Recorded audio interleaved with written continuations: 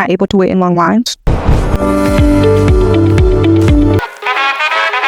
One challenge that affects the ability to stand in long lines is having to frequently use the bathroom, like overactive bladder. OAB is a very common condition that affects up to 40% of women and 30% of men. However, estimates of prevalence can vary widely, from 3% to 43%. I would like to inform you that there is a bathroom close by if you need to step out of the line to use the bathroom.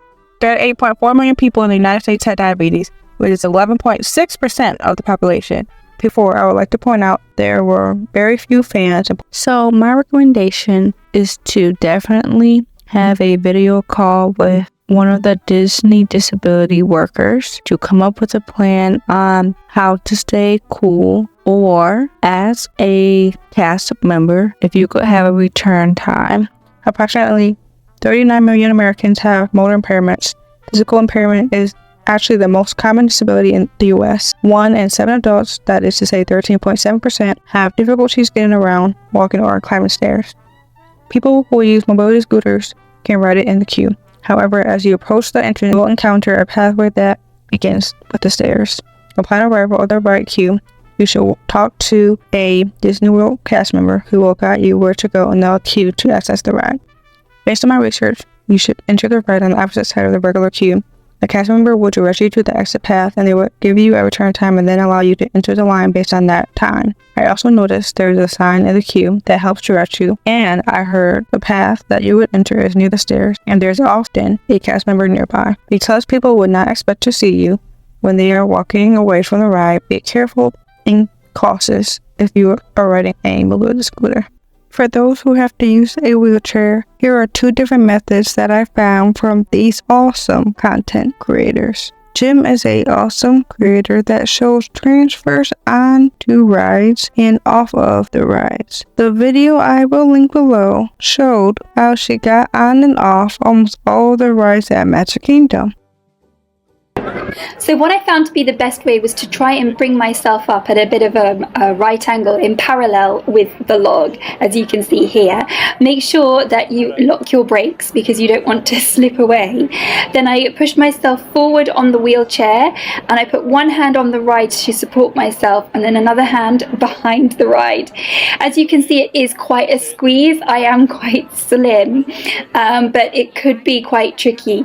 I'm also really bendy, so that worked in my favour as well, but let's remember that it can be.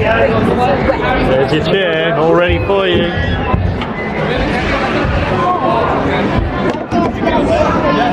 Cast members were fantastic and brought my wheelchair over. Again, I put my wheelchair parallel to the log, and then I had to try and get out. Now this was fun. Now I'm strong when I push down like this, and gravity is definitely working against us here, and it was quite tricky, but I just sort of pushed my way up and sort of slid into my wheelchair. I have got a little bit of function below my injury, so that worked in my favour too. As you might have seen, I needed a lot of upper body strength to kind of push myself out.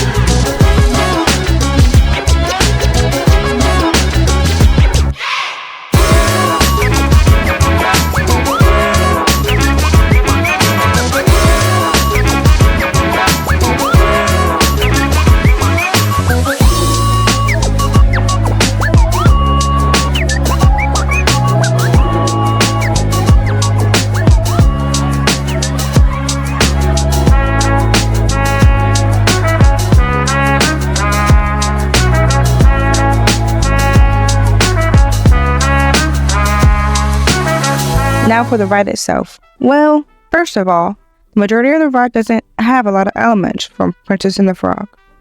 I feel like they placed it in Louisiana, sprinkled some elements and cool animatronics, and thought it was good enough. I mean, you see more characters that aren't from the movie than the ones that are actually in it. Though the animals playing instruments were super adorable, I feel like all the animals weren't needed, or they could have been placed throughout the queue without movement. I think it could have been funny if a rabbit was in the garden eating a carrot and Tiana's mom or someone would say a Louisiana catchphrase. Look at you! Ooh, aren't you just as pretty as a magnolia in May? Two are shown from the movie throughout the ride. I feel like it could allow them to spend more money on the animatronics of characters that aren't actually from the movie since it keeps breaking down. Or maybe more money on making sure the ride doesn't have to keep evacuating people. We don't care! Don't matter where you come from. Don't even matter what you are. A dog, a pig, a goat, sunshine, guaranteed. Although I do like that they used 3 animal characters from Tiana and Navin's wedding. However, I wish they added animals like the flamingos to fill in the spaces. I also wish they had animal musicians more spread out to fill in the space. One thing I do love is how they make the riders feel like they're frog-sized, especially since you get to see Ray's grandma and other family members. I also love how the flickering lights appear as if they were a bunch of fireflies. I love it so much I wish they included more in the queue, like especially in the tunnels. However, I think it would have been cool if Naveen was helping find musicians and Louis and Naveen playing instruments with them, since they both love playing music. It is a missed opportunity that Prince Naveen and Louis did not play Dipper Mouth Blues in the ride. I know that tune! Dipper Mouth Blues! Maybe in the beginning or with other animals. Speaking of Louis, he did not play the trumpet once. His dream was to jam with the big boys, to play the crowd without scaring them.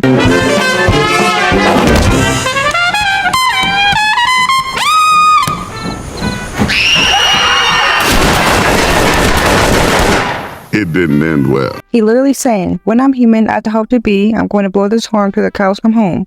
So, I don't feel like it makes any sense that he wasn't playing the trumpet at least in the Mardi Gras party. Again, please comment if I made any incorrect comments.